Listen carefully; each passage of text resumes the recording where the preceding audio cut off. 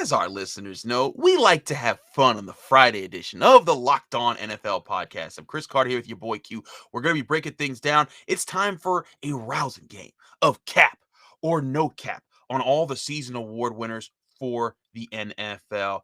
We're going to get right into it right here on the Locked On NFL podcast.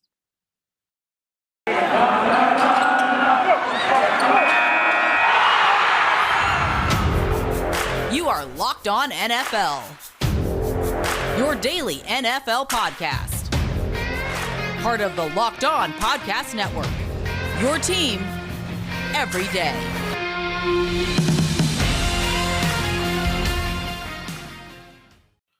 And welcome to the Friday edition of the Locked On NFL podcast. I'm Chris Carter here with your boy Q. Locked On Steelers, Locked On Raiders, doing it as always on Friday. Q, how you doing, my man? Man, really good, man. Glad to be here with you on a Friday. We like to have fun. That's why it's a Friday. It's a F word, fun Friday. It's how we get down, and we're getting that much closer to the season opener, my man. I'm looking forward to that September 9th game, the Cowboys and the Tampa Bay Buccaneers. We'll be here to recap it, man. So I'm very excited. It's now less than 2 weeks away, man. I'm very fired up about it. Yes, it is. It's right around the corner. F is for friends who do stuff together, Q, and we do this show together. So we are friends. There you go. I want to get into this now. Today's show, if you're a long-time listener to the Locked On NFL podcast, you know Q and I, we like to do this game on occasion, cap or no cap, where someone says something and we're like, you capping there. You seem to be fibbing a little bit there. You doing a little much, or you're not capping and you serious. That's on point. We're going to do that we had some season predictions from NFL.com. They had analysts from all over. They had Adam Rank, D'Angelo Hall, Dan Hanges, Maurice Jones-Drew, a whole bunch of Mark Ross, Adam Shine, Mark Sessler, all these people, from NFL players to NFL analysts, breaking down and ranking their guys for different awards, Q. So we're going to go award by award in this show and give some cap or no cap on the feedback. So Q, we're going to lead off with the most important one, and that's MVP. Ooh. Now, yeah, I'm going to leave apart the obvious one, right? Everybody knows Patrick Mahomes is going to be the top voted MVP guy, right? And he was by far. But cap or no cap, Q, should Josh Allen be the second guy that everyone is picking to be MVP this year? Because he finished with the second most amount of votes, and he has, they're saying plus 1,200 on the odds for him if you're gambling. I definitely think I think that's no cap. I think Josh Allen is really good quarterback. I think he's really shown what he could do for that Buffalo team. There was a lot of questions when he came out of the draft or was in the draft and came out, and Buffalo got him, coming out of Wyoming by way of a junior college, Reedley College. And so I thought, okay, well, maybe he'll be okay, but he looks like he's really matured and really established the NFL game quick, fast, and hurry. So I can understand why folks would say that Josh Allen should be like the second favorite for the league MVP. But I always hate going with the easy answer, which is the quarterback. There's so many different positions in the league that I think are valuable. And I know this position is not valued that much, but I think that the guy that should really be looked at the most when it comes to the MVP voting is not Patrick Mahomes, it's not Josh Allen. I'm looking at Deuce, man. I'm looking at Derrick Henry. I think Derrick Henry in Tennessee, he should get the due respect that he's earned that respect. He's carried a whole franchise on his back now, or on his legs, I should say, for a couple seasons. He could carry it on his shoulder. And he'll get another contract. He could carry it on his arm, like one arm, not both arms. He can carry the whole franchise on one arm. I've seen them arms. So, look at, man, you ain't wrong. I've gotten into this debate with people when people are like, man, Ryan Tannehill makes that offense go, and I just be like, are you crazy? Are you crazy? Like, you take Derrick Henry out of that offense, now everyone's like, oh, we can get ready for Ryan Tannehill. But whenever he's on the field, and this is why the Titans are a serious threat this year, when he's on the field, you have to focus on stopping that man. But now they got Julio Jones and A.J. Brown and Anthony Ferguson versus just a tight end they have around. And then, Ryan Tannehill, now you don't have to be the star. You're like, listen, everyone's worried about that guy. Now I can be cool. But I feel you, man. Derrick Henry, you are not capping there, sir. He needs to be looked at a little bit more. Didn't get a single vote here. But there's a guy who got 2 votes here that I feel like, I think people are a little above the gas here. Cap or no cap, should Matt Stafford be tied for third in MVP voting?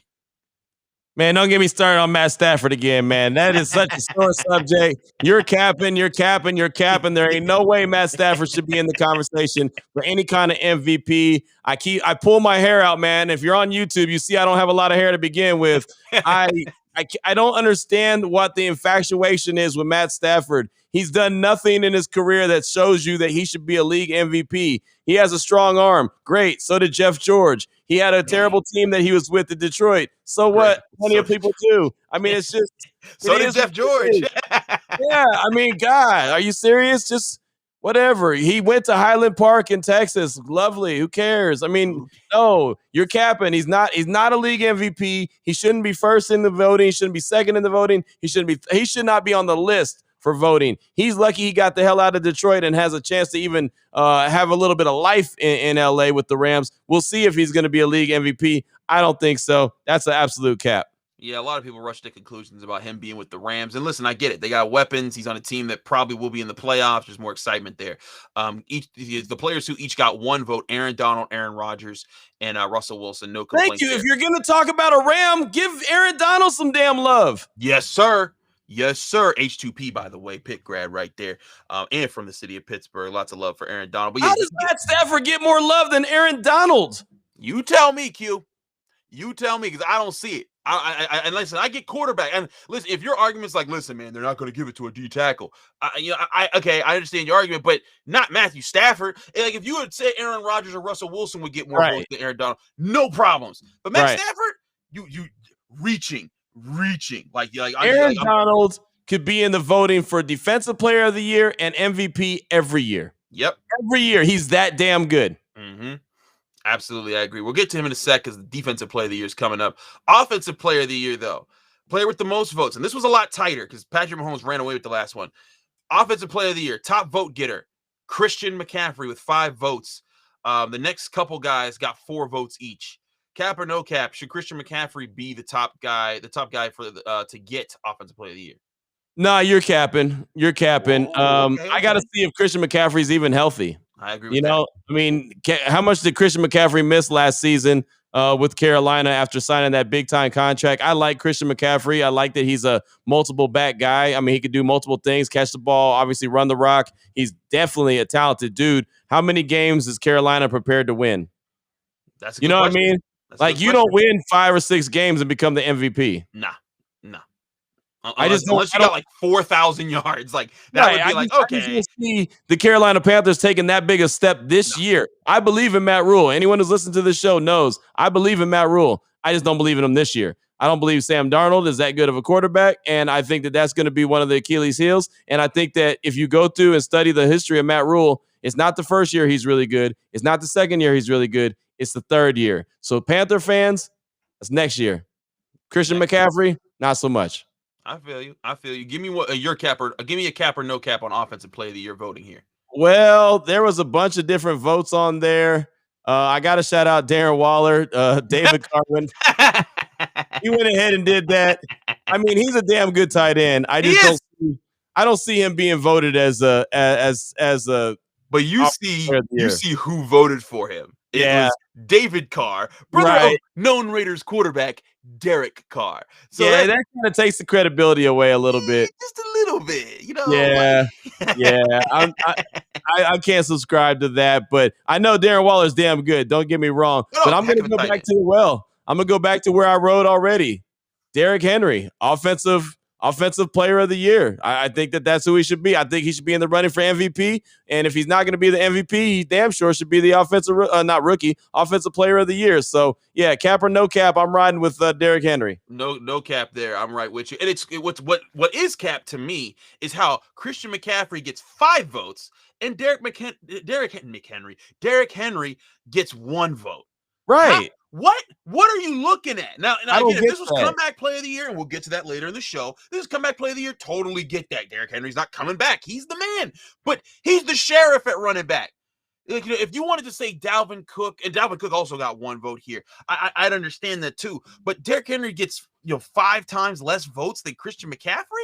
Well, and the other thing I don't understand about this, if you're the league MVP, let's just say you're the league MVP and you're Patrick Mahomes.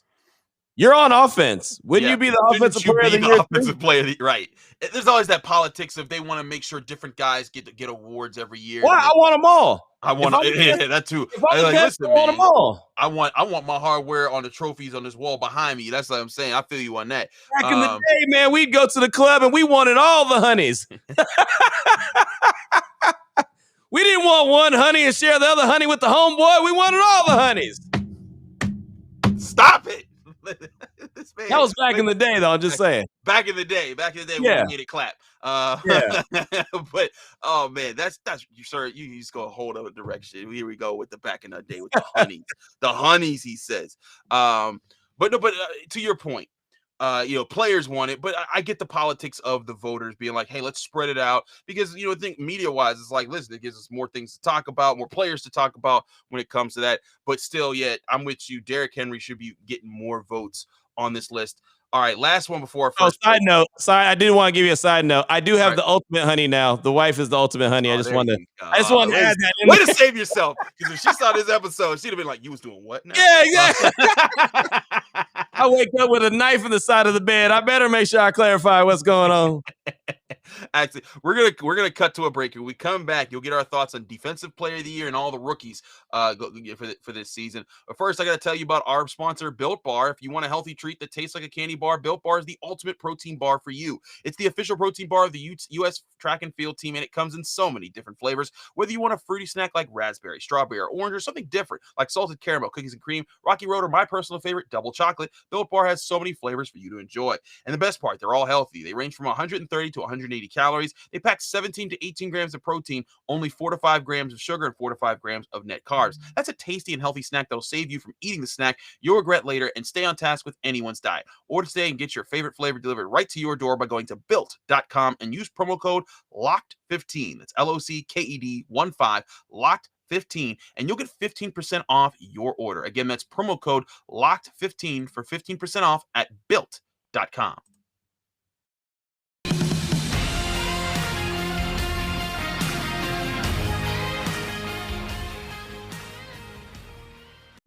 Back here on the Friday edition of the Locked On NFL podcast. I'm Chris Carter here with your boy Q. Remember, you can catch us on YouTube, Apple, Spotify, Google Podcasts, Odyssey, anywhere podcasts are hosted. Subscribe to the Locked On NFL podcast on YouTube to get us every day, Monday through Friday. You get us on Fridays, but we have an all-star lineup of show hosts all throughout the week. Now, Q, let's move to Defensive Player of the Year, because I think this also gets a little bit more contentious. Now, the number one vote getter was Myles Garrett. He got 10 votes. The next closest vote getters got 6 votes. Are you cap or no cap that Myles Garrett should be the presumed or the guy that's leading the votes for Defensive Player of the Year heading into the season? I mentioned before that Aaron Donald could be that guy every single year. I have no doubt about it. He's just that damn good. I mean, he really is. He's just heads and tails probably above everyone in the league. But it kind of goes back to the old Michael Jordan, LeBron James kind of conversation in the NBA. They could have been the league MVP probably every year of their career. I think that Aaron Donald, he's in that same category. But Myles Garrett is a stud. I mean, he's an absolute monster. So I'm not. There's no cap there. There's no cap at all. I think that Myles Garrett could definitely be in the running for Defensive Player of the Year. He caught a case of COVID in 2020, and he kind of never was the same. I think he bounces back. I'm interested to see how Jadeveon Clowney, how he helps out in the mix. I hear he's going to be lining up on the inside, so he's going to be going up against guards, and apparently that makes him happy. So we'll see what a happy Jadeveon Clowney. That's a guy who, I mean, if you tell me he's going to get 8 or 9 sacks in a season, I'll tell you you're capping, because I just don't see it. He's just not a guy who gets after the quarterback, but he's still a monster. He could play. Don't get me wrong. He's just not a sack guy. But I think I'll say no cap, man. No cap. I think Myles Garrett has got the goods, and if he stays healthy throughout the course of the season and gets a little bit of help from Jadeveon Clowney, I think he could get that Defensive Player of the Year. So I'm a roll with no cap for Myles Garrett. Sir, I am calling straight cap here. Damn, you're a hater. You know what? You can call me a hater. I'm sorry. That's that light skin hate. Whoa, what's up with that? Why are we bringing the light skin hate? I'm just saying that's that light skin hate. Myles Garrett, he's not. That's just what I'm saying. Okay, so my first pick was Aaron Donald. He is light skin, and he's light skin with a beard. Listen. All right. Okay, funny conversation. So I was talking to Cam Hayward because whatever it is, light-skinned dude with beards, we all look the same to people, right? Yep. So I've gotten told, I'm in Pittsburgh, right? They tell me, you look like a young Jerome Bettis. You look just like Cam Hayward. You look like Aaron Donald. When I was in college and I was a little skinnier, they said, man, you look just like Drake. And I'm like, listen, man, like, do I just look like every light-skinned dude? So I was joking around with Cam Hayward about this. Like, man, I get this. He's like, yeah, man, I know what you mean. Like, you know, and I'm sitting here like, by the way, Cam Hayward, I'm like 5'11". Cam's 6'5" or some stuff. Like, I'm looking like, how could anyone say I look like this man? And then I was like, so we're going to the line. And I said, now I got told I got to look like PK Subban. And Cam Hayward's like, no, that's just racist. Like, that's just bad. Like, because PK Subban's as dark as Q. So what? Like, no, that was great. And then the guy who told me that, like, is like, you know, we're cool, but like, and we're friends, but like I was like, dog, like, don't ever say that again. Right. You done gone too far. Now you done gone too far. You done gone too far, my friend. All right, but back to why I'm capping on Myles Garrett being the leading defensive player of the year. Aaron Donald, like, the guy runs the show. He's the best player. He's the best player in football. And that's with Patrick Mahomes and anyone else you would have put in that conversation. Until he stops doing it, I'm not picking him. But there's another guy who comes above Myles Garrett, and you could say this is biased because I cover the Pittsburgh Steelers, but it's TJ Watt. There has not been a year since both of them were drafted in the first round of 2017 that Myles Garrett has finished with more sacks than TJ Watt. Every single year, it is TJ Watt over Myles Garrett. And listen, if you want to say that Myles Garrett has the potential, sure, fine. Right. But they've both been in the league, 4 years now? And there's not a season where you can say Myles Garrett had a more complete year than TJ Watt. It hasn't happened yet. And if it does this year, fine, you called it. But don't tell me that you're coming into this with facts. It's just your hopes and your dreams that Myles Garrett will be better than TJ Watt. It hasn't happened yet. Now, I will say, if I'm taking Myles Garrett, I'll take him over Derwin James because Derwin James, he had the fourth most votes with 3 votes total. He's always injured. He's injured. I don't see that. And that's the thing, I don't hate Myles Garrett.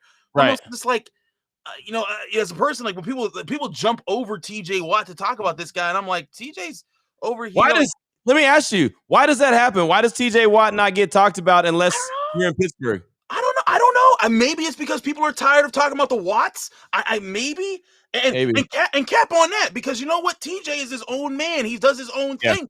And one thing I've seen from him is when he came to the Pittsburgh Steelers, they challenged him and he grew. Like I remember the first training camp, he didn't have a whole lot of pass rush moves because in college at Wisconsin, he just bullied people. He just said, move out the way. That didn't work in the NFL. I remember James Harrison in his last year with the Steelers said, 9-0, come here. He pulled him to the side, and like I saw him show him like the rip move and work some other things. He said, do these more consistently. Next couple reps, he does that. In his rookie season, he only had a couple moves. But by his second year, he had 3 or 4 moves in his pass rushing repertoire. Now he's arguably the best. No, not arguably. He's the best edge rusher in football right now. And that's why the Steelers are looking to pay him and make him the highest paid defensive player in football right now. So I had to jump all over that. Give me a cap or no cap from your standpoint for because I know I just jumped in and gave myself one. You give me one on defensive player of the year. No, that's good. I like that. That was a good one. And I actually, even though, most people will look at it and say, oh, he's a Pittsburgh guy, he's going to shout out his Pittsburgh dude. But that was a very good argument for TJ Watt. And again, he does get overlooked a lot.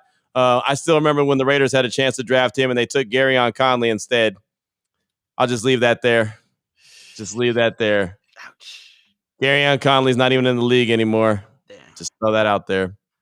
Damn. Yeah, I'm not bitter or anything. But anyway, let's move on.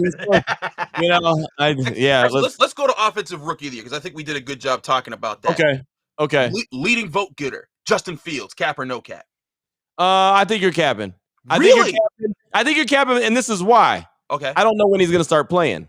Okay. I don't think he's going to play for the entire season. Mm-hmm. So I think there's other guys, including Mac Jones, who we know is going to be playing for the entire season, who's opening eyes. I doubted Mac Jones. I didn't think that he was really going to be that guy. We both talked about Mac Jones. Well, he beat out Cam. I know there's a lot of issues that went along in New England, including New England itself, not the team, but the city. There's issues around why Cam wasn't the favorite guy there. I get that. But Mac Jones played his tail off, so he's going to start week 1. There's other guys. Zach Wilson's going to start week 1. There's other guys that could start week 1. I think Trey Lance, he's special. He's not going to start week 1, but he's special. Right. Yeah, I'm gonna say you're capping when you say Justin Fields is the leading vote getter.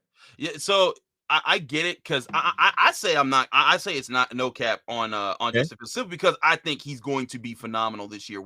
I think it's not going to take too long for him to start for the Bears. I think, by week 4 we see this man, and I think he starts taking over. They got weapons. They got a defense that can keep them in games, and I think the Bears will be competitive with Justin Fields. And the reason that's why I say over Zach Wilson and Trevor Lawrence is because those are two teams that I still see in the rebuilding process with their quarterbacks. Mac Jones, though, I will say, and whenever Trey Lance does take over, because he will eventually this year, those are two guys I wouldn't sniff at. But tied for third in voting here with 4 votes was Najee Harris. And I again, as a Pittsburgh guy, I get it. I look at this and Najee Harris, he's going to be a focal point of the offense, or maybe even the focal point of the offense. They're going to throw him the ball. They're going to hand the ball off to him. He's going to be a big point there. But like you said, quarterback often gets the thing there. That's why Always. I feel the Justin Fields pick. But quick, Kyle Pitts. He had 3 votes. He was tied for Trey Lance. Do you think he has a legit shot at Rookie of the Year? No, I think it'll be a quarterback or it'll be Najee Harris. I do feel Najee Harris. I like him a lot. He's actually the guy I picked to be the offensive rookie of the year. I like him a lot. I mean, I really do. I think Pittsburgh got a good one. They're going to get back to playing the style of ball that Pittsburgh used to play instead of throw the rock around the yard 50 times. And even and like you said, when they do throw the ball to him, they can still throw it to him. So I think he's going to be used in multiple ways. He's a winner. He's a team player. There's a lot to like about Najee. So yeah, I'm going to roll with him. I don't think that Pitts has any chance of winning it. I want to see how that dynamic works in Atlanta anyway. So yeah, if you say that he's going to win Offensive Rookie of the Year, you're definitely capping. Listen, I know straight up your answer will be on this one. We're going to do a Defensive Rookie of the Year. The going away vote getter with 15 votes. The next guy had 11 votes. Was Micah Parsons. I know you ain't capping on that one. Ooh, man. You know what? Rookie of the Year. Other guys that were vote getters here. Patrick Surtain had 11 votes. Jamin Davis had 1 vote. Trayvon Moehrig had 1 vote. And Joe Tryon had 1 vote with the Buccaneers. I'm sorry. Micah Parsons is just in that position, and he's that kind of athlete for the Cowboys to get that kind of voting for this year. Yeah, I still don't know though if a linebacker for the Cowboys is going to get it. You know what I mean? He's a damn good linebacker. I was excited that they were able to grab him because it's an area of need, and plus he's an alpha dog. But they also went out and got Cox from LSU, and I think he's going to be a hell of an addition as well.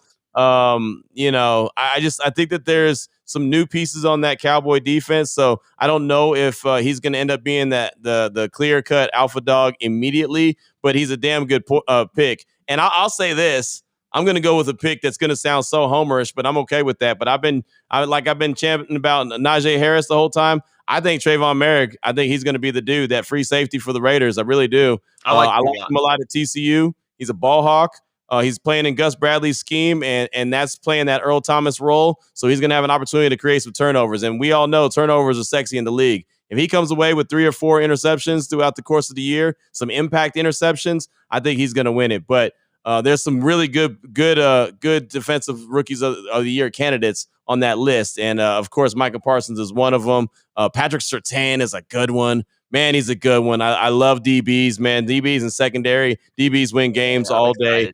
He's Alabama. Roll Tide. I'm with it. You know what I mean? So it's all good. I just don't think that, or I don't want Surtain to win it, because if he does, that means that Denver did really well, and that hurts the AFC, or that's in the AFC West, and that'll probably hurt the Raiders. So Patrick Surtain, let's go ahead and sit this one out, man.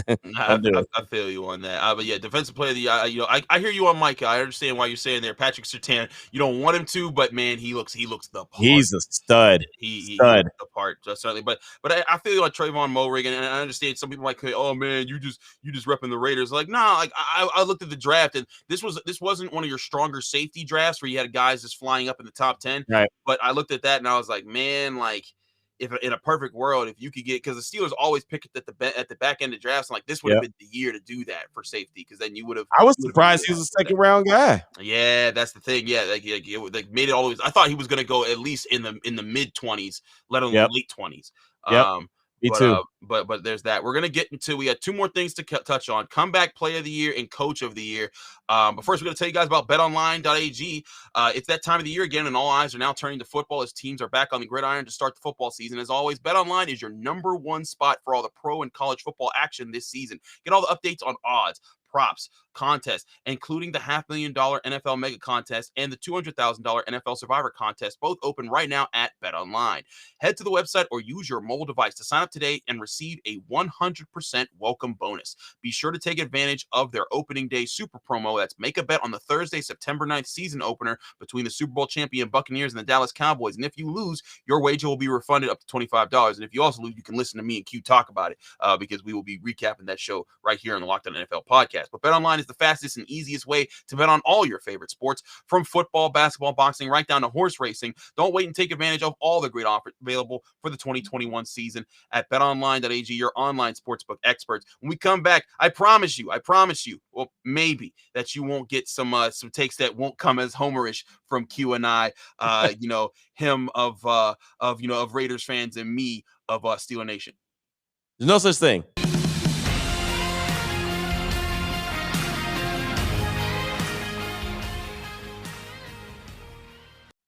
We're back here on the Friday edition of the Locked On NFL podcast. I'm Chris Carter here with your boy Q.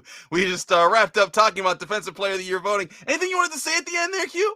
Yeah, man. Yeah, your whole little Steeler thing that you said, that little cute phrase that you try to say, man. We all know it doesn't exist. I don't know what fantasy world you live in, but hey, if anyone goes back and listens to the history of the show, not only do you try to steal the Raiders catchphrases, you done tried to call yourself your boy Chris Carter. Listen, that was one time I was saying your name and I started saying my name, and it was also like 1 a.m. Like we were up real late that night. It was rough, bro. Like give me a break. I mean, I legit battle you on Steeler Nation thing because again, Steeler Nation is like it's like no trademark incorporated. No such thing. Yeah, okay. Tell it to the It's companies. like when you say those words, it's like I hear Charlie Brown's teacher. Wah, wah, wah, wah, wah, wah, wah. That's what I hear. Listen, man. I feel you, but yeah, nah, you was wrong, dog. But that's why I just hit the quick exit because I knew he was coming. And then as soon as like the interlude music's playing, I just see Q shaking his head like this, man. It's all right. It's all right. Hey, look, everyone wants to be us, but nobody wants to be us. You know what I mean? Like, everyone wants to be you. No, everyone wants to be. Steelers got 6 Super Bowls. They fine, man. No, I'm saying everyone wants to be us, like me. I'm not talking about the team. I'm saying everyone wants to be like me. You know what I mean? It's okay. That's okay, man. That's okay. Okay. Say hello to the bad guy. But let's get to the next award here. Comeback Player of the Year. Now, the outright vote getter in these NFL. Also, all these predictions came from NFL.com's NFL Season Award prediction list. Who wins all these awards in 2021? Check out all their votes. They had several panelists vote on this. But they had the outright number one guy with 15 votes. The next guy had 5 votes. Was Dak Prescott. I get it. That's an easy one. Quarterbacks get this. He's come back off an injury. It's looking like he will be back, and we're hoping that he is back because it makes things better to have him back. But we'll get past it. That's an obvious one. I won't ask you about the top one. Okay. But how about Derwin James and Nick Bosa both getting 2 votes, tied for third in voting here for Comeback Player of the Year? Cap or no cap? Should one of those guys be higher on this list? I'll say like this: one of those guys should be high on this list, cap or no caps. Then you can like say, am I capping or not capping? I don't even know what you said, but I'll just say this: that yes, one of those guys should be higher on the list, and it's not Derwin James. Ooh. One of those guys should be higher on the list. It's Nick Bosa, and the reason why is Nick Bosa's been there, done that. He's shown what he can do. He's been a player that has to come back and be that guy again. Derwin James is a special talent, but unfortunately for Derwin James in the league so far, he's been a hurt talent. He's been an injured talent, and that stinks. And so every year he has a potential to be a comeback guy, but he's coming back to what? What has he done? Has he played at a high level yet, like a super high level consistently? Not yet.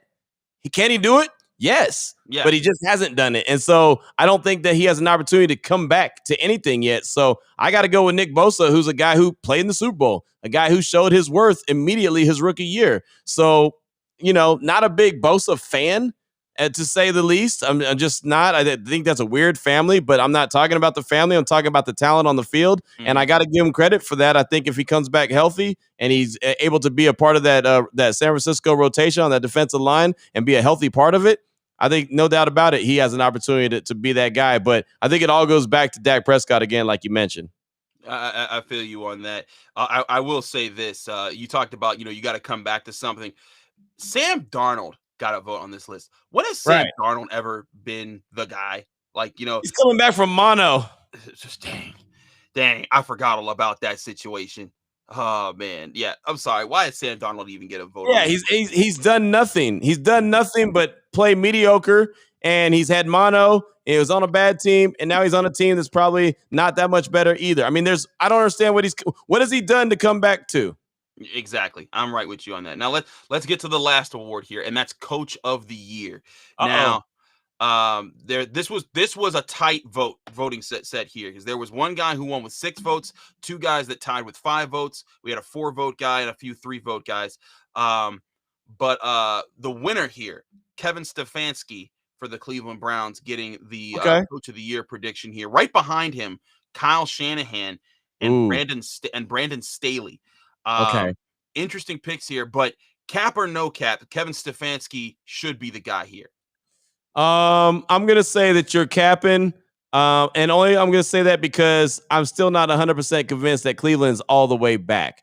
They had a nice showing in 2020, but that doesn't mean that all of a sudden they're first and goal to the Super Bowl. I just don't. Thank you. I don't see that right now. I want to see Baker Mayfield prove that he really is the dude. Of course, he's trying to get a big time contract extension. Is he going to get that? Who knows? Mm-hmm. Right. I mean, I'm sure he will, but will he deserve it? That's another question. So I'd like to see him prove it again. Odell Beckham Jr. is coming back. I want to see Kevin Stefanski use the guy. He's a talented dude. Let me see him use him. I know you got it going on with Nick Chubb and Kareem Hunt, but how do you put Odell Beckham in there? How do you put Jarvis Landry in there? How does the meal get cooked with all those talents in there? And can Baker Mayfield spread it out around the field? It remains to be seen. So no, I think that you're capping when you come to Kevin Stefanski as the Coach of the Year. And again, it's different when you're the hunted. Right. Like every week when the Steelers play somebody, when the Cowboys, the Packers, the Patriots, they know everyone's like, man, we're gearing up for these guys. No one did that for the Browns. They're the Browns. They're one of the biggest jokes in sports. Like, they're known as the factory of sadness. That's literally been a nickname for their stadium. So like, it'll be different this year. Like especially with the Steelers. The Steelers are like, oh, you beat us in the playoffs. All right, let's see how this goes this year. Yeah. So and I'm not saying Kevin Stefanski's a bad coach, but I'd pump the brakes on putting him up there. Sean McDermott with 4 votes. I ain't mad at that. Tying for 4th here. Sean Payton got 3 votes. Now, see, I like this one. I like Sean Payton because if he could turn Jameis Winston, if he could turn him from water to wine, then I'll give him a lot of credit. You know what I mean? I like Jameis. I think he's a talented dude, but I also know that last time he was a full-time quarterback, he threw for 30-something touchdowns and 30-something interceptions. If he can cut that in half and really make New Orleans kind of not forget about Drew Brees, but not think about Drew Brees of yesteryear, then they're doing something. If they go out there and they challenge for that division and even win that division, I would give that award to Sean Payton every day of the week and twice on Sunday. That's the thing. And also the really good odds here, plus 2,000. You put $100 down on Sean Payton's name. Let's say Jameis Winston comes out and lights it up and they don't win the Super Bowl, they make the playoffs. But you're like, man, that Saints team, they really turned it around. Sean Payton, you get Coach of the Year. You just made $2,000. That I can totally see that happening, because again, it's not like the Saints are devoid of talent, but that narrative of Drew Brees, longtime Hall of Fame quarterback, gone, replaced by Jameis Winston, who couldn't really work out in Tampa Bay, that will make people look at Sean Payton. So I feel you that entirely. Bruce Arians had 2 votes. Robert Saleh had 2 votes. Brian Flores. How did Robert Saleh get on there? Because he's new? Yeah, I'm with you. Little early. What are the Jets going to do? Zach Wilson's going to take over the league? Exactly. And I don't see that happen. I don't see any way. The AFC East is loaded. He got 1 more vote than Brian Flores, and I'm sorry, that's ridiculous. Brian Flores had 10 wins last season. Exactly. Robert Saleh hasn't coached one time, not one. He's not a head coach, not one time, and he got more votes than Brian Flores. He got more votes than Brian Flores and Andy Reid, who got 1 vote. But you know who didn't get a single vote? And I want you to think really hard as you look at me and think about who I'm about to say. Somebody light skin? I'm kidding. Mike Tomlin. Yes, you know what I'm talking about. Here ain't nothing light skin about Mike Tomlin. But that man, listen, this man has never had a losing season. And here's the thing. If you want to go with the argument of, like, well, Sean Payton with Jameis Winston, all I've heard all offseason, Q, is how Ben Roethlisberger stinks. I just sat on an AFC North panel where all 4 of the guys said Ben Roethlisberger's the worst quarterback in the division. The Steelers don't stand a chance. And they all said it last year, too. They said 5-11. They won't stand a chance. Then all of a sudden they're 12-4. And it's like, well, and it's like, no. You guys, yes, they lost in the first round of the playoffs, but you said they wouldn't even get there. They won the division last year. And that was with no run. They had the worst running game in football. Now they have Najee Harris. Now they're revamping their offensive line. Ben Roethlisberger's coming back. If Ben Roethlisberger's this horrible quarterback that everyone says he is, and the Steelers are competing to win the division, they win the division, they go in the playoffs, if they do that again this year, why isn't Mike Tomlin at least getting a couple votes in this panel? Because he certainly deserves it as a coach. He will be a Hall of Fame NFL coach by the end of his career. I can see that. I would definitely put him over Robert Saleh. I would put him and Andy Reid over Robert Saleh, but I love the fact that you said he's never had the losing record. I mean, that's impressive right there, man, because the NFL is tough, man. That's not an easy league to get wins in, and teams rebuild all the time, and teams go through injuries, and he's done all of that. He's gone through injuries. He's been on third string quarterbacks. He's been with no run game. He's been quarterbacks even. Right, exactly. He's had stars hold out. He's had stars flip out. There's been so many issues that he's found ways to overcome. I got to give him a lot of credit, even though he big time me when I tried to interview him. It's okay. He big time me. I still got love. You're not alone there, Q. Though I'll let you know. You're in the club of, hey, you're working to get to Mike Tomlin. You get big time. Right. Old Omar Epps looking self, but it's all good. I mean, but like you said, in 2019 when Ben Roethlisberger went down, if you wanted to make it, well, Ben Roethlisberger is the reason why he's never had a losing season. Right. Well, in 2019, Ben played 2 games and he lost both of them before his elbow gave out. They went 8-6 with Mason Rudolph and Devlin Hodges. The Duck. Like, if there's ever a situation where if you're arguing like, he shouldn't be this, that, and the third, you shouldn't be coached, he shouldn't have a losing season because he had Ben. Sorry, that goes out the window. They won with those 2 dudes. And that was the same year Mason Rudolph in the middle of the season when he's starting to figure things out, Earl Thomas knocks him out. Head to helmet, took him out. Mason Rudolph was out before he hit the ground. I remember watching that live. And then same season, Myles Garrett clocks Mason Rudolph over the head with his own helmet. I mean, as a quarterback, that's like back-to-back crazy experiences. Yeah. I understand if Mason Rudolph stinks for the rest of his life, and I think he's a decent backup quarterback now. But you get a team through all of that drama, and like you said, that's 2019. That's coming off of the year before Antonio Brown disappearing on them. The year before, Le'Veon Bell was supposed to show up in 2018, never did. That's back-to-back drama, and he never lost that locker room. Mike Tomlin definitely needs to be on this list. I'm saying all of y'all are capping on NFL.com if not one of you gave him a vote for Coach of the Year. But this has been a fun episode of Cap or No Cap with Chris Carter and your boy Q here on the Locked On NFL Podcast. Q, as always, it's fun to do these shows with you, man. Thank you for being my co-host and my brother on Fridays. Let people know they can find you, follow you, and get more of your work. Everything is on my Twitter page, man. At your boy Q254, Locked On Bets, Locked On Raiders. My radio show, you can see all the guests. You can see the link, so you can click on it. I'm like a Jamaican, man. I got a job over here, then I got a job over there, then I got a job over here, man. Always working, always hustling, man. That's how we get down. That's what we do, man. Matter of fact, I'm about to go to work right now as soon as I hang up with the light-skinned Christopher Carter, man. You get to work inside, I get to work outside. That's how it is. Dang, you went there. I mean, yeah, I would work inside. Let me bring some tea. What's wrong with AC, man? Listen. It was crazy right now. This is a little darker Chris Carter because I've been at training camp. Because I've been getting my tail. You can see, like, I get, and it's funny because I'm like the only black person that covers the Pittsburgh Steelers regularly at training camp. So like everyone else is turning red. I'm just turning a little bit brown, a little bit dark. I told you want to be more and more like me every day, man. Shut up, man. Shut up. I'm gonna learn you. Don't worry. As always, you can find me, Chris Carter, on Twitter and Instagram at Carter Critiques. Follow me on those places. Listen to both of our shows outside of Locked On NFL at Locked On Raiders, Locked On Steelers. We have a good time on those. Subscribe to us on Apple, Spotify, Google Podcasts, and Odyssey, as well as YouTube.